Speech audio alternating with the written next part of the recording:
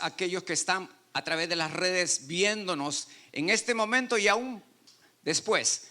Pero lo más interesante, probablemente te ha llamado la atención, iglesia, de este título: la rebelión, el camino a la santidad. ¿Cómo es esto, hermano José? ¿Cómo puede ser que yo tengo que rebelarme para ir a la santidad? Pues lo vamos a ver a través del transcurrir de esta enseñanza, de esta predicación, de algo que Dios puso y aún derribó grandes, pero grandes enigmas, grandes principios, grandes cosas establecidas dentro de mí. Y espero que nuestro buen Dios haga lo mismo con cada uno de nosotros que estamos en este momento y que estamos expuestos a la palabra de Dios, que es como una espada de doble filo. Dice que penetra donde no puede penetrar una palabra terrenal, donde penetra donde no un consejo a un médico puede llegar.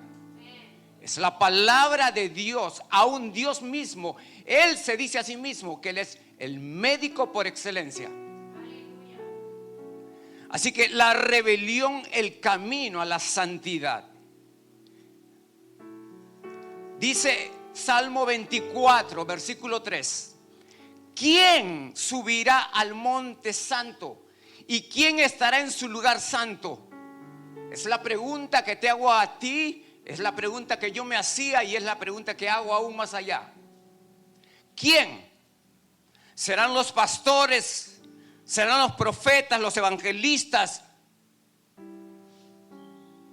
¿Serán aquellos que de alguna manera se separan a lugares secos, lugares separados, y solamente pueden llegar, pueden subir al monte de Jehová, pueden subir la misma presencia de Dios como lo hizo Moisés?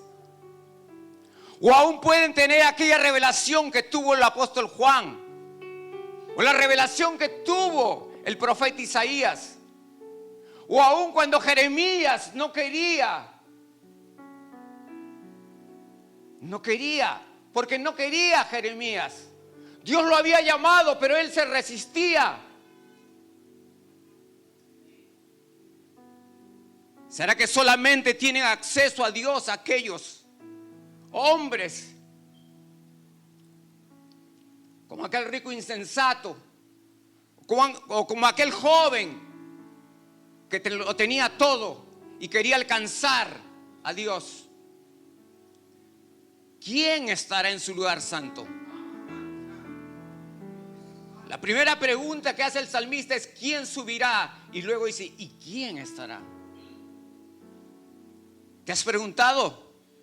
Yo me preguntaba y le preguntaba a Dios: ¿quién, Señor? Iglesia, Dios es un Dios de orden.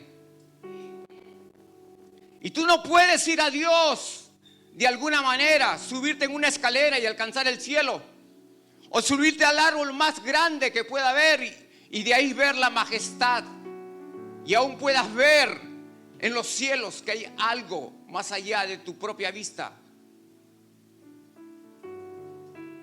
¿Quién estará en su lugar santo? Y aunque ahí el salmista mismo dice: el de manos limpias y de un corazón sincero. La Escritura dice que Dios no rechaza corazones contritos y humillados. Ese es un orden de Dios. Porque Dios no es hombre para que mienta, ni hijo de hombre para que se arrepienta. Dios cumple sus palabras. Mientras tú reflexionas en este momento y te preguntas a ti mismo: ¿quién? ¿Y quién estará?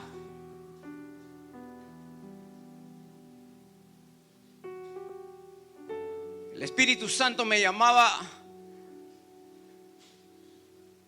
a algo que sucedió hace más de 2000 años. Cuando los publicanos y los fariseos buscaban entorpecer el ministerio de Jesús y aún acusarle, Porque el fin de todos aquellos en aquel tiempo era acusar a Jesús para que él fuera lo más rápido posible. Lo querían ver crucificado, lo querían ver muerto. Pero la Escritura dice que todo tiene su tiempo debajo del sol. Y este fue un momento en cuando Jesús fue confrontado a ver cómo él respondía. Como aquella vez que le preguntan a Jesús y le traen una moneda y le dicen: ¿tú qué opinas, Jesús? ¿Es bueno dar tributo? Y Jesús, con la sabiduría que lo caracterizaba. Recuerden que Jesús era hombre, pero también era Dios.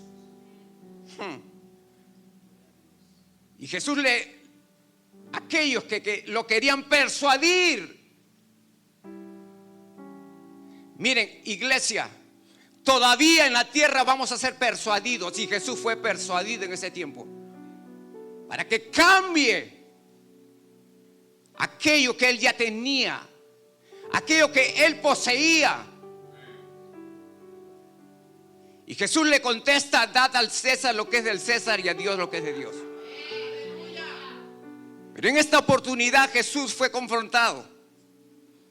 Jesús no tenía morada. ¿Cuántos saben? Él no se hospedaba en hoteles de 5 estrellas como algunos predicadores piden en este momento.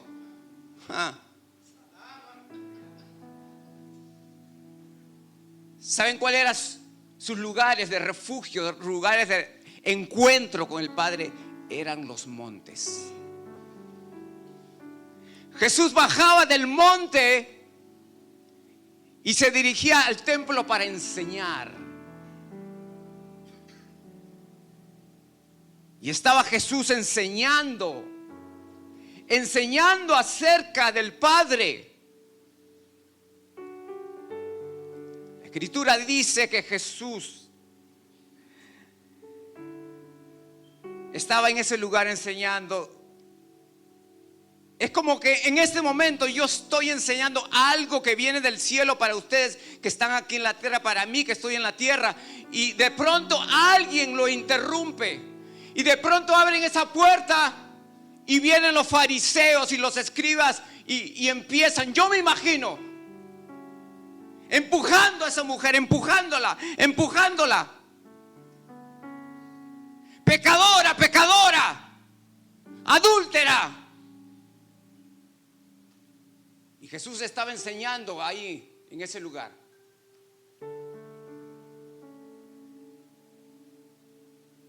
Y le dicen: Jesús, hemos encontrado a esta mujer en el mismo acto del adulterio. Y mi pregunta era en ese momento, cuando leí esta porción bíblica: Jesús, ¿y dónde está el hombre? ¿Por qué solamente trajeron a la mujer? ¿Dónde está el hombre? Si el hombre también fue parte de ese acto de adulterio.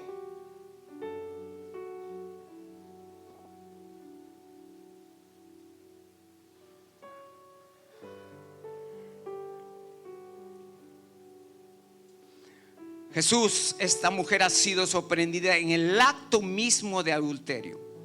Y en la ley, Jesús estaba enseñando en ese momento acerca de la ley. Señor, la ley dice que cuando un hombre y una mujer cometen adulterio, entonces la pena era muerte.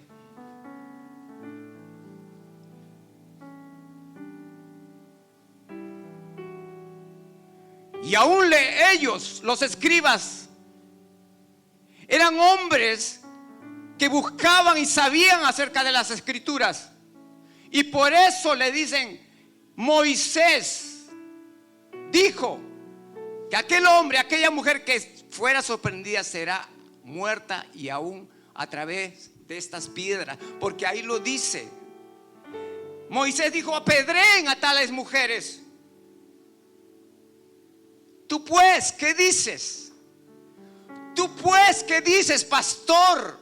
En algún lugar de los confines de la tierra, si te traen a alguien, ¿qué harías? ¿Tú qué harías? Si te traen un drogadicto, si te traen un borracho, si te traen un fornicario, si te traen algo que la sociedad detesta, pero te lo traen a ti y se lo trajeron a Jesús, ¿qué harías? ¿Qué haríamos nosotros?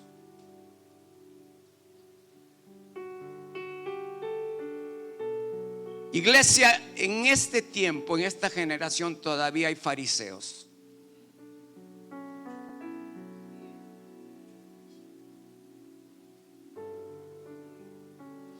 ¿Tú qué dices, maestro?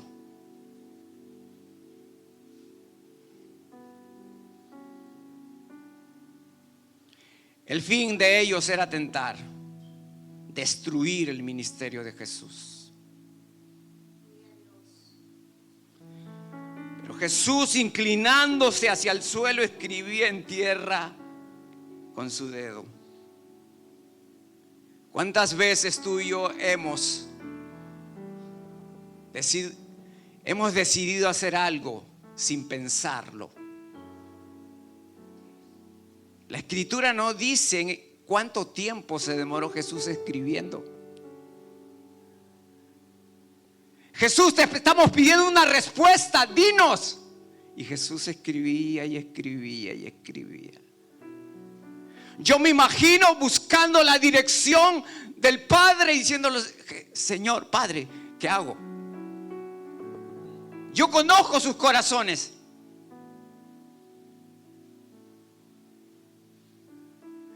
Al que es falto de sabiduría, pídasela a Dios, que Él es galardonador de los que le buscan. Y sabiamente Jesús les dice: se enderezó Jesús y les dijo. Esta respuesta revolucionó todo lo que yo podía tener acerca de mi persona, de mi concepto, acerca de mis acciones, acerca de mis palabras. Jesús le dice a los escribas y a los fariseos: el que de vosotros esté sin pecado, sea el primero en arrojar la piedra contra ella.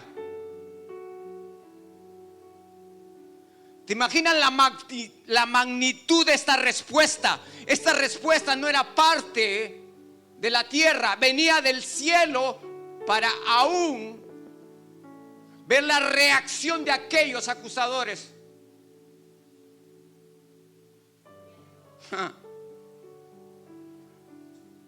La escritura dice en ese texto bíblico que ellos, los escribas, los fariseos y aún de aquellos en este tiempo, dice, acusados por su conciencia, salían de ese lugar. Uno a uno salían, desde los más grandes hasta los más postreros.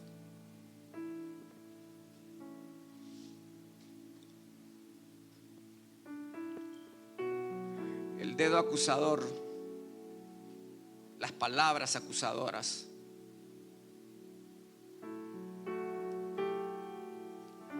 Jesús es misericordioso, pero también Jesús es celoso. Jesús es justo. Jesús es santo. Sus palabras son santas. Su vida en la tierra fue santa. Uno a uno salieron por esa puerta. Salieron de ese lugar. Se fueron todos. No hubo quien tirase esa piedra.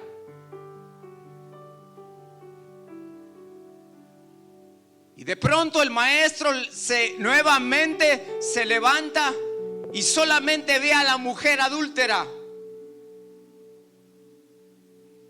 Y le pregunta a la mujer: mujer, ¿dónde están los que te acusan? ¿Dónde?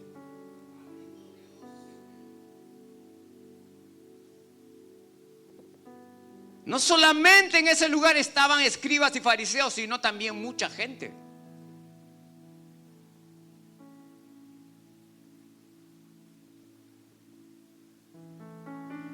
Y Jesús le dice a esta mujer: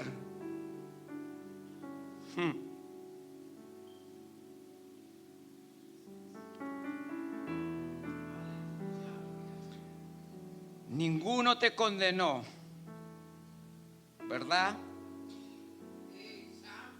Ninguno te condenó, ¿verdad? Me imagino la actitud de esta mujer. ¿Cómo puede ser que este hombre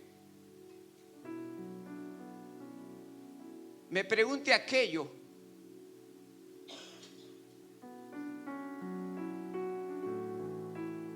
Ninguno la condenó, todos salieron de ese lugar. Y la respuesta de Jesús a aquella falta, aquel pecado de esta mujer: yo no te condeno tampoco. Iglesia, porque tú y yo muchas veces no vemos la viga que está en nuestros ojos, pero sí vemos la pajita que hay en aquellos que pecan. Siempre se ha dicho que Dios no ama el pecado y que sí ama al pecador. Dios no ama al pecador tampoco, iglesia, porque es pecador. Tiene que lavarse, tiene que limpiarse. Entonces Dios lo ama.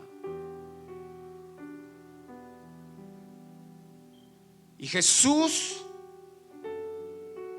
después que tuvo este encuentro con aquella mujer,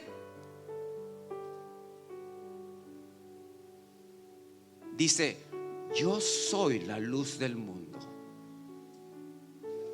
Yo soy la luz del mundo. El principio, iglesia, para ti, para mí, para poder vivir, caminar en este diario vivir aquí en la tierra, para poder vivir la vida de santidad que demanda Dios, un Dios santo, primeramente es ser justificados. Y si tú ya has sido justificado, redimido por la sangre de Jesús, y confesaste con tus labios y creíste en tu corazón que Jesús es tu Señor y que Él murió por ti, entonces recibiste justificación. Pero es necesario seguir. Y el camino hacia la santidad no es que te tomes una pastilla y empieces a ser santo. Cuán tanta mentira.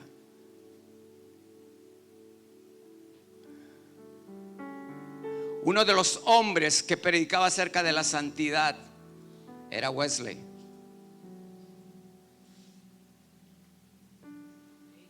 ¿Cuántos saben que Wesley también pecó?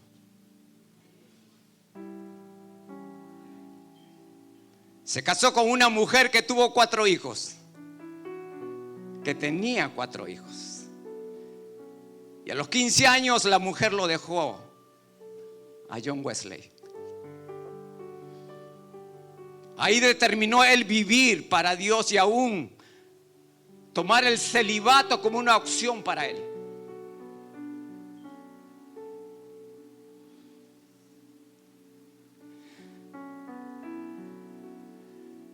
¿Qué es rebelión? Rebelión es desobediencia o resistencia contra una autoridad. Es acción de alzarse contra un poder, una ley, un gobierno o un sistema. En cambio, la santidad es estar apartado o ser distinto, puro, separado, consagrado. hace muchos años atrás, miles de años atrás, un hombre que había escuchado continuamente que para que el hombre y la mujer pueda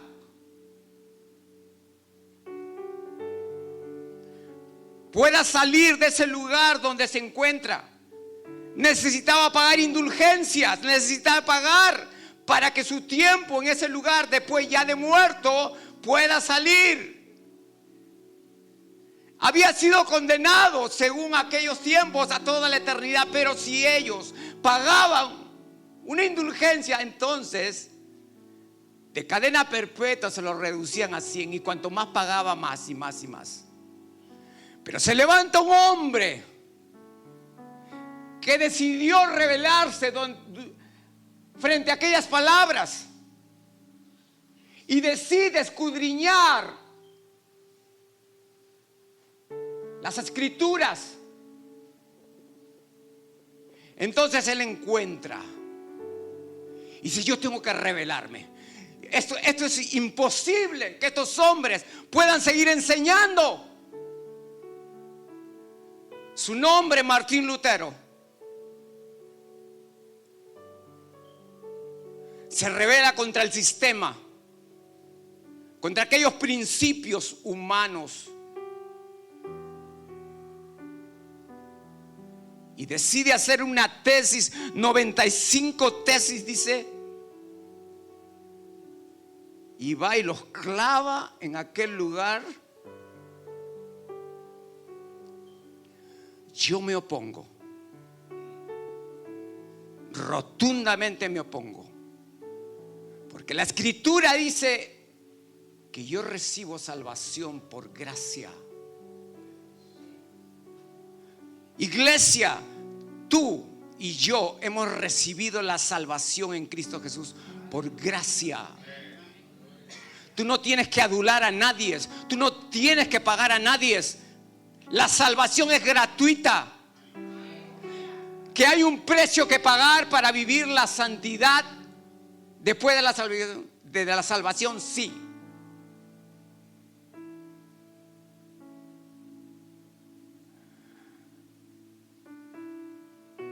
Jesús,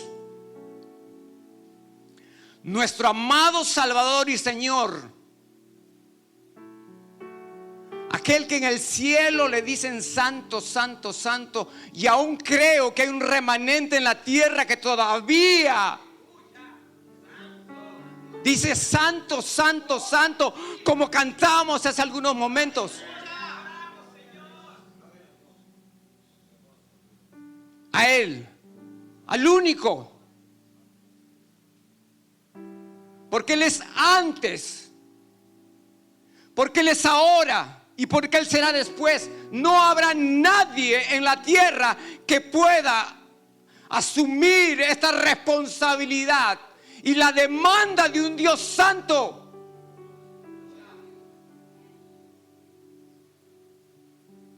La Escritura dice que Jesús no se halló pecado en Él.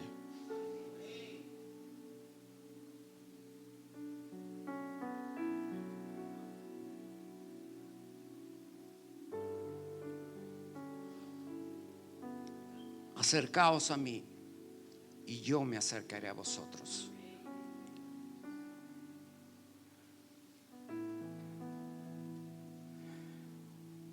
Tú y yo lo estamos viviendo aquí en la tierra, en el Bronx, en Westchester, en cualquier estado de la nación americana, en Sudamérica, en Centroamérica, en Oceanía, en Asia.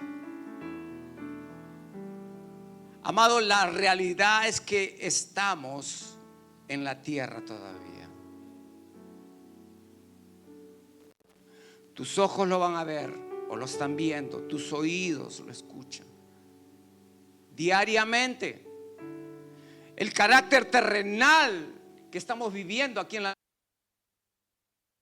De ahí que Juan dijo: sabemos que somos hijos de Dios y el mundo entero está bajo ¿quién?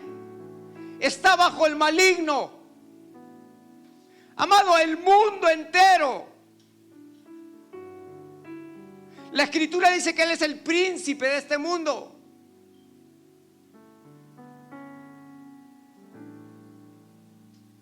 Pero una iglesia llena del Espíritu se tiene que levantar. Se tiene que revelar. Como Jesús hace más de 2000 años se reveló.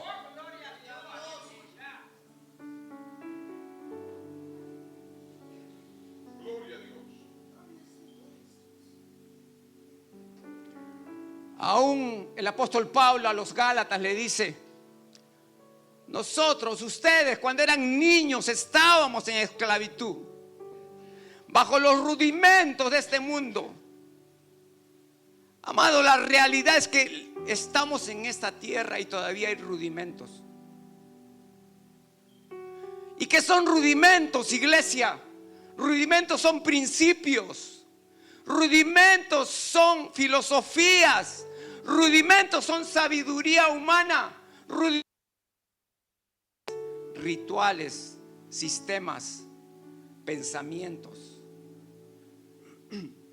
Todo lo que se opone a los principios de Dios son rudimentos. Es la realidad que tú y yo vivimos día a día. Se tratan de imponer aún rudimentos dentro de la iglesia de Cristo. Se trata de poner rudimentos dentro de los hogares. Se ponen rudimentos en las ciudades, en las aldeas. Hay un sistema corrupto. Hay religiones que tratan de imponer sus rudimentos.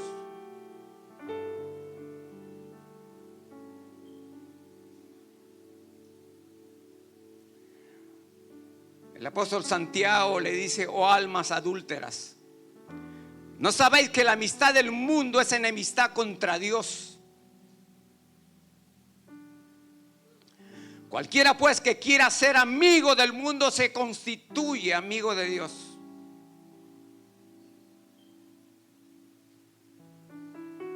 La pregunta es: ¿quieres ser amigo de Dios o quieres ser amigo del mundo? La Escritura dice que Abraham decidió ser amigo de Dios y Dios lo llamó amigo.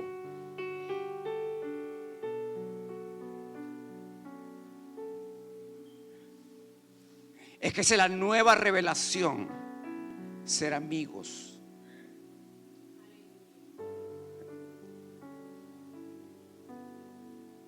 Amado, si tú y yo levantamos nuestros ojos a los cielos y podamos decir como el salmista: ¿de dónde vendrá mi socorro? Mi socorro viene de Jehová. ¿Cuántos nos hemos decepcionado de aquellos que decían ser nuestros amigos? Y Dios hoy día quiere que tú te decepciones, que yo me decepcione de este mundo. Decepciónate, hermano José. Pero la Escritura dice que tenemos que escudriñar, ¿verdad? Todo.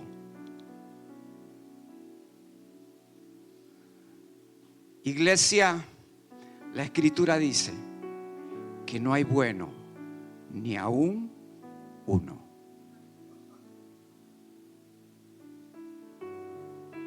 ¿Se está derrumbando algún paradigma en tu vida? ¿Se está derrumbando algún principio en tu vida? Aunque la Escritura también dice que no hay como un amigo.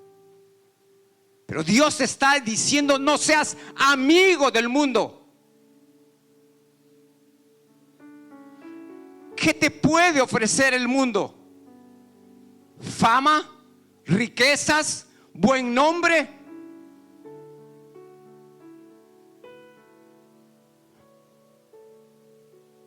Amado, la vida es efímera. Dice que tú y yo estamos llamados a ser tesoros celestiales. no tesoros terrenales. No te estoy diciendo que no cumplas tus sueños. No te estoy diciendo que no avances. Dios nos está diciendo que no seamos amigos del mundo, pero sí amigos de Dios, porque cuando somos amigos de Dios, en Dios se cumplen las cosas. Y Juan le dice, porque todo lo que hay en el mundo, los deseos de esta carne hostil, esta carne que continuamente nos acecha y que la tenemos, la llevamos aquí. Los deseos de los ojos y la vanagloria de la vida no proviene del Padre, sino del mundo.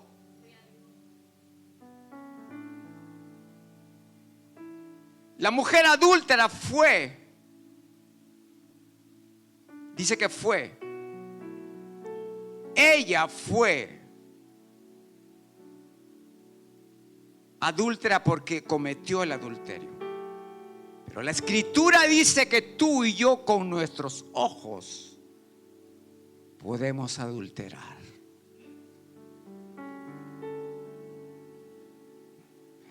Qué lindo ese Corvette que lleva este jugador famoso. Qué linda casa. Adulterio no solamente se trata de lo sexual, se trata también de otras muchas cosas.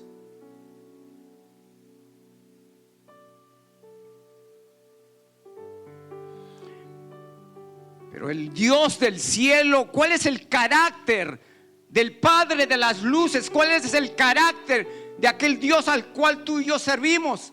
El carácter del santo.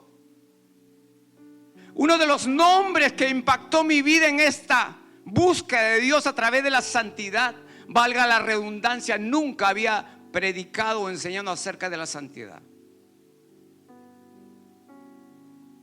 Uno de los nombres de Jehová es Jehová Makadesh. Él es el que santifica, el único. Por eso Levítico dice: santificaos pues y ser santos, porque yo Jehová soy vuestro Dios. Guardad mis estatutos y ponerlos por obra. Yo Jehová que os santifico.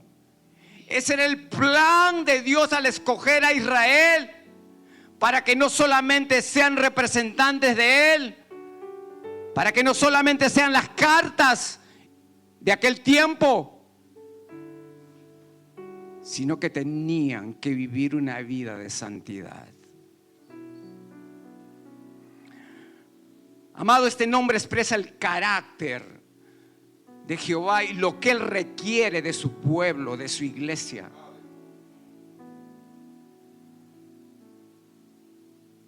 Santificar, amado, no solamente se trata de ti.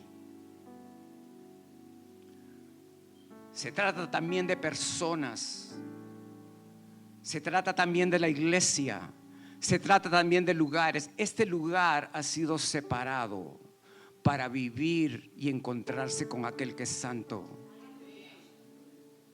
Allá en tu iglesia donde tú estás, en tu hogar donde estás, tu casa debe ser un lugar santo.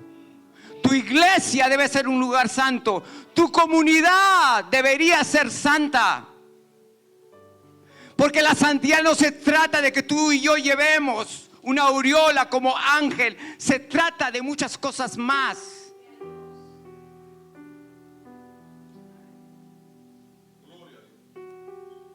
Amado, la santidad de Dios es el más solemne y fundamental de todos sus atributos. Dios es amor, Dios es misericordioso. Pero todos los atributos de Dios deben y están llenos de la santidad de Dios. El amor de Dios está lleno de la santidad de Dios. La misericordia está llena de la santidad de Dios.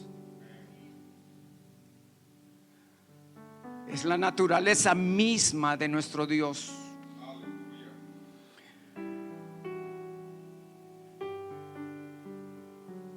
David dijo a través del Salmo 89. Pero Dios hablando a través de este salmo y dice: una vez he jurado por mi santidad y no mentiré a David. Dios no miente. Dios le prometió algo a David y dice que él mismo, Dios mismo, que vive la santidad, que él mismo se dice ser santo, tenía que cumplir. Tenía que cumplir. Porque en Dios no hay sombra de variación. Dios no cambia. Isaías capítulo 57 dijo: porque así dijo el alto y sublime, el que habita en la eternidad y cuyo nombre es el santo, y cuyo nombre es el santo. Amado, la realidad en este carácter terrenal es que ya no se respeta el nombre de Dios. ¿Cuántas veces tú has escuchado blasfemar el nombre de Dios? ¿Cuántas veces tú has escuchado denigran el nombre de Dios?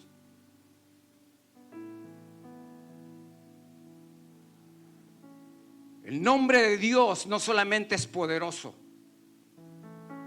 es puro, es santo. Y me viene a mi espíritu cuando la Escritura dice que a Jesús le dio un nombre que es sobre todo nombre, para que en él se doble toda rodilla.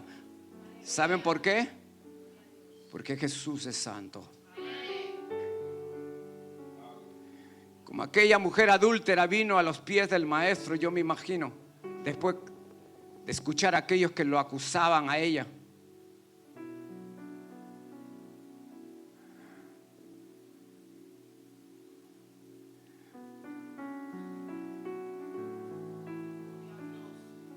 El carácter del santo, aquel que vive por los siglos de los siglos. Algún día tú y yo estaremos delante del Rey de Reyes y Señor de Señores. Porque la Escritura dice en el Salmo 103 que Dios ha establecido su trono en los cielos, no en los Estados Unidos.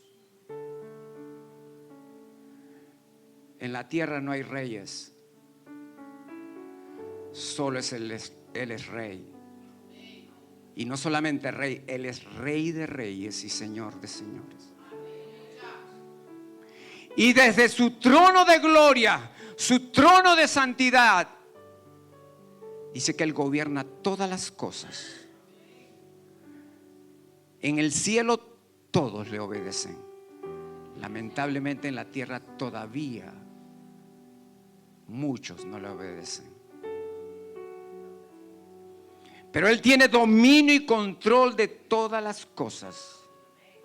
Por eso que el profeta Isaías tuvo una visión. Yo no sé si cuando tú salgas de este lugar vas a tener una visión parecida a la que tuvo Isaías. Se había muerto el rey Uzías. Isaías fue a ese lugar y encontró muerto al rey. Pero en ese momento se le abren los ojos. Se murió el rey terrenal. Y es que eso tiene que pasar. Se tiene que morir nuestros reyes terrenales, para que se te abra el cielo y podamos ver la santidad misma de nuestro Dios.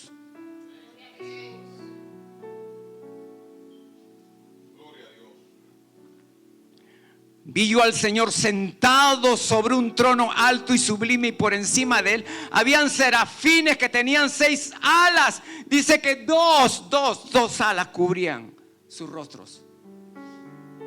¿Te imaginas la santidad de Dios?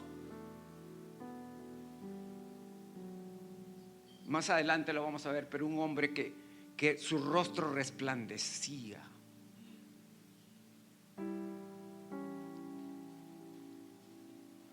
En el cielo todos se postran. Ángeles, serafines, querubines.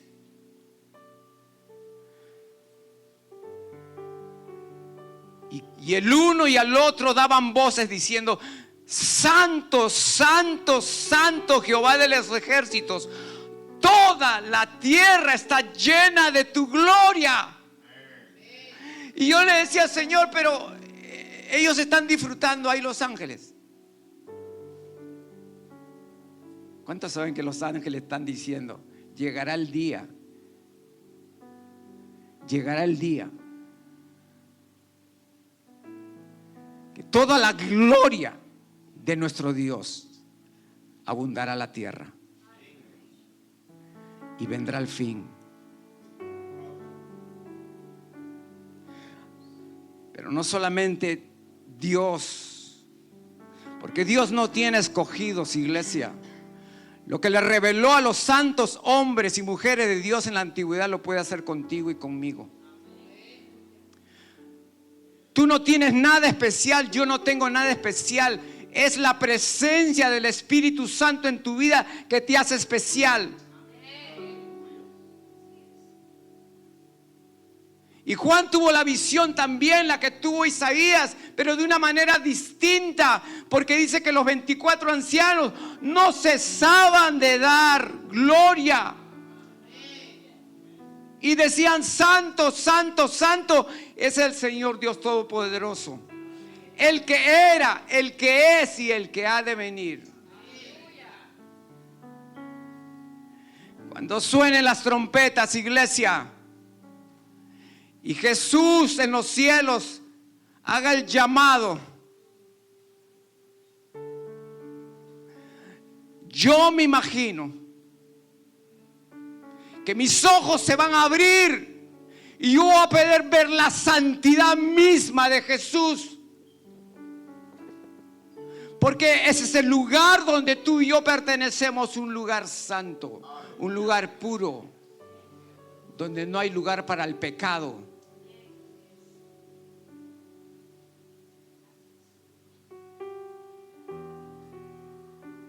El carácter celestial.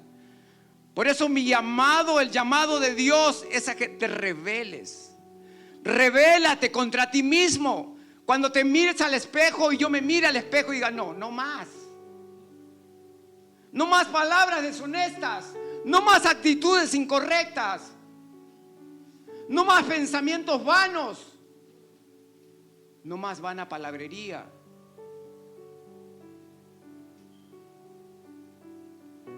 Revélate, revelámonos.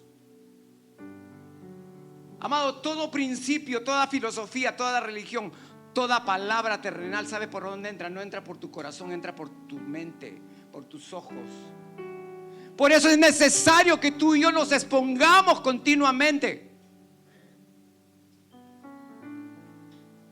Aquello que alumbra nuestro entendimiento, que renueva nuestro entendimiento.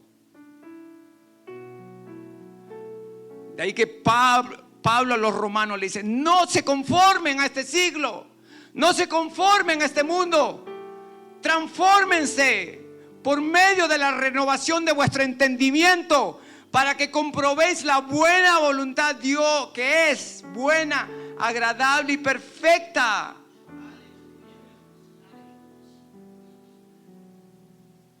Amado, el proceso de tu renovación, de mi renovación, está en nuestra mente.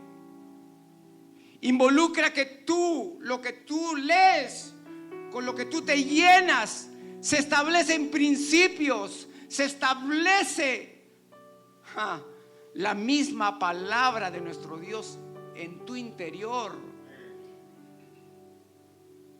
Y sabes que lo más hermoso,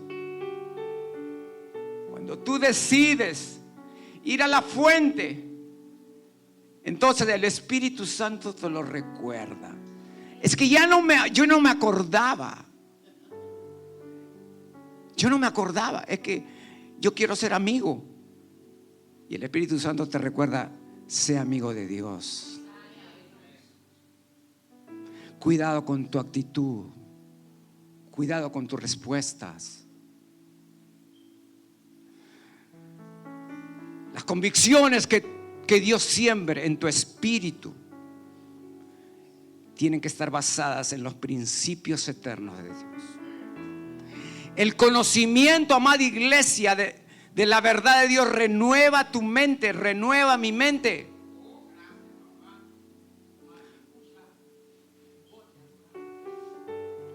Pero tenemos un problema los que somos almáticos algunas veces.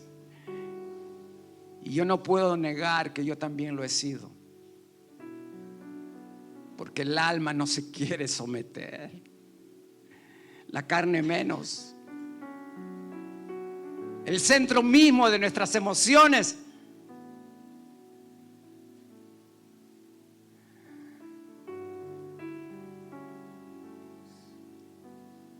Éramos ministrados hace algunos días con un amado pastor y nos decía: José, Cintia, ustedes tienen que perdonar. Y no el perdón que se habla en la tierra, es el perdón que viene de Dios.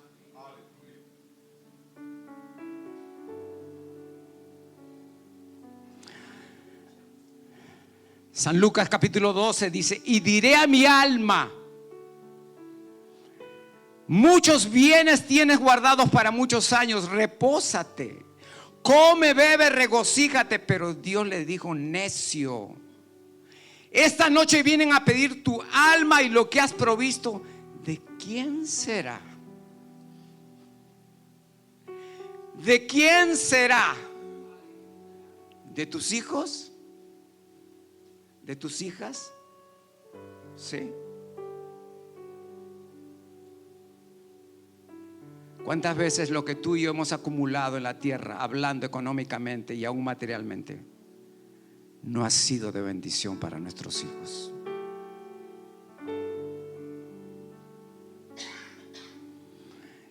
El rico insensato lo tenía todo. ¿De qué vale tener todo, poseerlo todo, si aún pierdes tu alma, pierdes tu salvación, que solamente se encuentra en la persona de Jesús?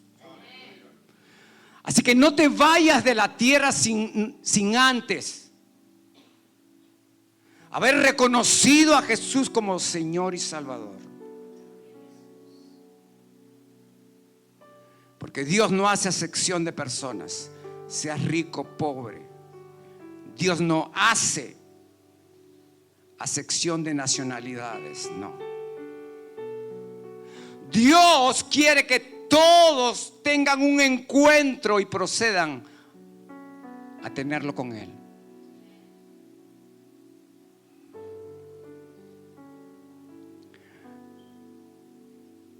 Me gusta el apóstol Santiago diciendo: sométanse a Dios. Sométanse a Dios. Tú no puedes, yo no puedo resistir al diablo. No, el orden de los factores. No, así no es. Yo resisto al diablo con mis fuerzas. Lo llamo a los pastores, a los líderes, a los ancianos. Vamos a resistir. No. Tú primero, yo primero tengo que someterme al señorío de Jesús. Entonces, no es con tus fuerzas, no es con mis fuerzas, sino con el poder del Espíritu de Dios.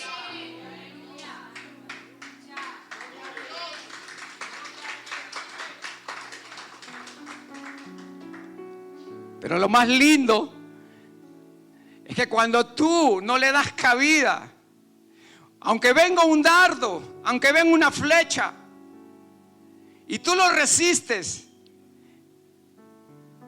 ojalá Dios te abra tus ojos espirituales y tú puedas ver corriendo a ese demonio, a ese diablo. Yo oro para que Dios lo haga y tú veas, porque la gente quiere ver, ¿verdad? Eso es lo que le pasó a Eliseo. Su criado no veía. Eliseo, nos van a acabar, son muchos. Señor, hable. Ábrele sus ojos para que vea. Someteos. Avanzo. Este pasaje, esto sí me impresionó.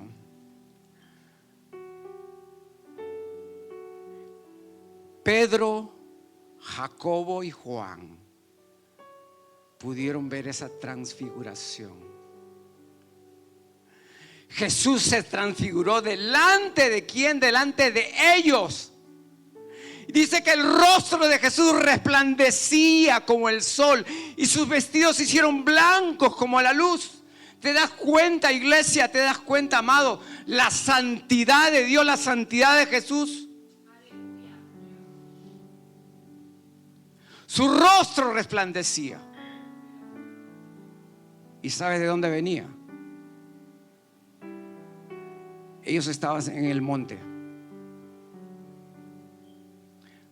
Aún ellos tuvieron el privilegio de ver a Elías.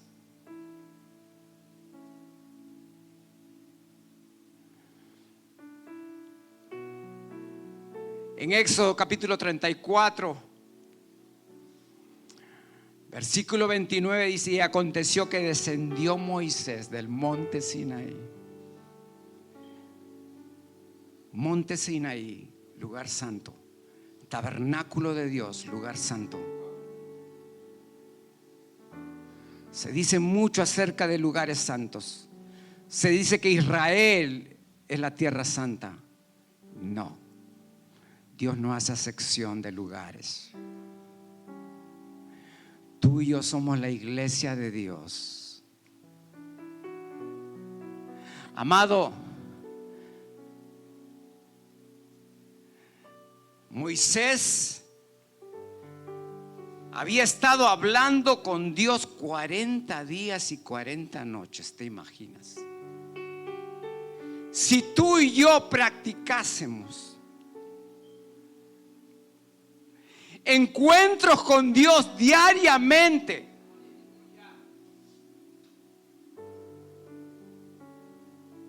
solamente una hora, yo no sé si te va a resplandecer el rostro tuyo como resplandecía el rostro de Moisés. Pero lo que sí sé es que tú y yo, cuando pasamos tiempo con Dios, alguien en tu entorno te va a decir: tú tienes algo diferente.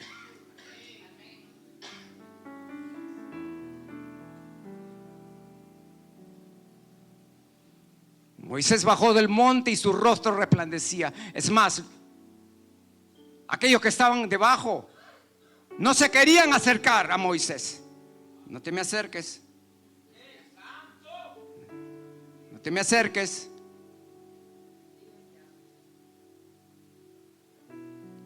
La vida de santidad se puede vivir en la cobertura de nuestro Dios, en la presencia de nuestro Dios.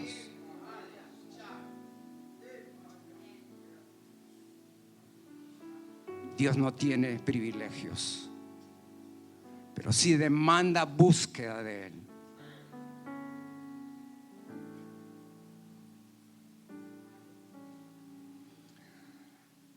Juan en la visión del cielo dijo: y su rostro era como el sol cuando resplandece en su fuerza. Cuando le vi, caí como muerto. ¿Te imaginas la santidad de Jesús, la santidad del Espíritu Santo que llevas dentro de ti?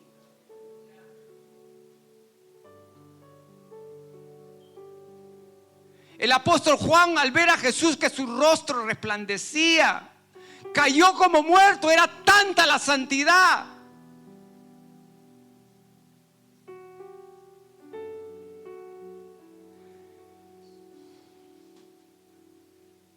Y termino. Sin antes exhortarte a ti, exhortarme a mí mismo. Hay un doble poder que tú y yo debemos ejercitar. Hay muchas más, Pero solamente Dios te quiere aconsejar, te quiere sembrar en tu espíritu estos dos poderes, el doble poder para que tú vivas la santidad de Dios. Número uno es la palabra, que tú ya la sabes. Yo la sé, la conozco. Pero Dios nuevamente nos invita y nos redarguye y dice: vuélvanse. Si dejaste tu primer libro, que era tu fuente de inspiración, tu fuente de restauración, de vindicación, vuélvete, volvámonos a Él.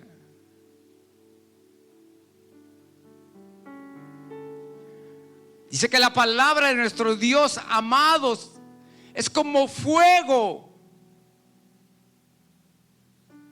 Hace algunas semanas cantábamos fuego, fuego, fuego. El fuego de Dios te purifica. La palabra de Dios te purifica, te santifica. Aún la palabra en sus tiempos, en tus tiempos personales, aún familiares y aún en congregacionales, va a ser como martillo, pero que fuerte. Muy fuerte fue esa palabra. Es que algunos, no a todos, Dios les habla de esa manera. Es como martillo, iglesia, que dentro de nosotros empieza a martillarte y te dice: no lo hagas, no lo hagas, no lo hagas. Y quebranta la piedra. Pero qué bueno, porque la Escritura dice que cuando tú y yo, antes de Cristo, teníamos un corazón duro, un corazón de piedra, pero ahora tenemos un corazón sensible para Dios. Así que cuando la palabra viene como martillo, sensibiliza tu corazón. Pero la palabra de nuestro Dios también es viva y eficaz. Es más cortante que toda espada de doble filo, que toda penetra hasta partir el alma.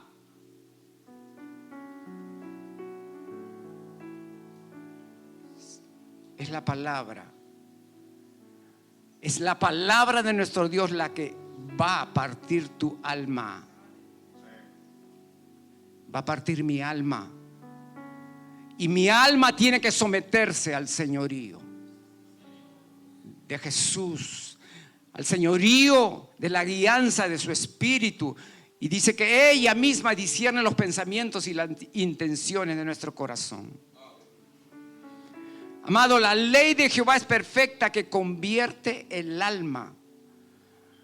Y el otro poder que tú y yo necesitamos, no solamente que esté ahí en algún lugar de nuestro hogar, o aún en algún lugar dentro de nosotros, no. El Espíritu Santo que ha sido dado a nosotros por causa de Jesús. El Espíritu Santo, el consolador, el restaurador, el vindicador, el que te fortalece. Mas el consolador, el Espíritu Santo, a quien el Padre enviará en mi nombre, Él os enseñará todas las cosas y os recordará todo lo que yo he dicho. Dios sigue hablando, iglesia. No más 400 años en silencio. Dios sigue hablando. Habló a través del Hijo. Habla ahora a través de los profetas, de los pastores, de los evangelistas, de los maestros. Habla a través de tu vida. Es el Espíritu Santo hablando. Así que ponte de pie, iglesia. Termino con estos textos bíblicos. El escritor de Hechos dice: pero recibiréis poder cuando haya venido sobre vosotros el Espíritu Santo, y me seréis testigos. Y me seréis testigos. Aún a través de la boca del profeta Isaías, en el capítulo 11, versículo 2, dice: y reposará sobre él el Espíritu de Jehová, hablando de Jesús, cuando fue lleno del Espíritu Santo. Dice que el Espíritu Santo que está en ti, que está en mí, es un espíritu de sabiduría. El Espíritu Santo es espíritu de inteligencia. El Espíritu Santo es espíritu de consejo. Es espíritu de poder, de conocimiento y sobre todo espíritu de temor a Jehová. Cuando el Espíritu Santo te diga: teme a Jehová, acércate a Jehová, santifícate en Jehová, tu palabra es verdad, entonces empiezan los cambios a tu vida. Y aun si ya lo estás experimentando, continúa haciéndolo. Así que Dios bendiga a aquellos que nos ven por las redes. Recordemos que Dios es un Dios santo y Él es el único que santifica. Dios les bendiga. ¿Por qué no cierras tus ojos?